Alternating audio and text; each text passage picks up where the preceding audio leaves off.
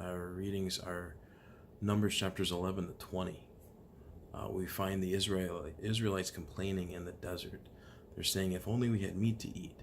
Remember when we had fish in Egypt? They quickly forget how they were slaves in Egypt. But aren't we guilty at times of having selective memory, romanticizing the past while we lament about our life in the present? God's given the Israelites good food, rich food, bread from heaven, but it's not good enough. The Israelites rebel. They complain against Moses and Aaron. They think they would have been better off had they died in Egypt, or if they had died in the wilderness. Again, we see an ungrateful attitude towards God, forgetting what God's done for them in the past, not seeing what God's providing for them in the present, and certainly not trusting what God has in store for them in the future. Now, as a result, God gives them a 40-year sentence in the wilderness. Now, Moses does try to intercede here, appealing to who God is, but God's character doesn't change at all.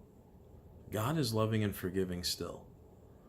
His punishment is a sign of love, and forgiveness isn't withheld, it's just promised in the future. God's acting like a parent, and this is really what I want to focus on here, and reflecting on this section of readings.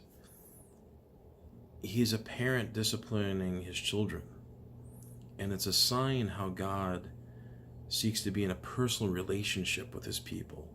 It's not a God that acts from a distance. So, in reflecting on this part of Numbers, how can we learn from the Israelites and not be so caught up in romanticizing the past, forgetting about what God's providing for us in the present, and truly wanting to embrace what God has in store for us in the future, those promises? How can we live into that? And how can we be ever aware that God seeks to be in a relationship with us that's as intimate as a parent is to a child? So those are some thoughts for us for today. Take care and God bless.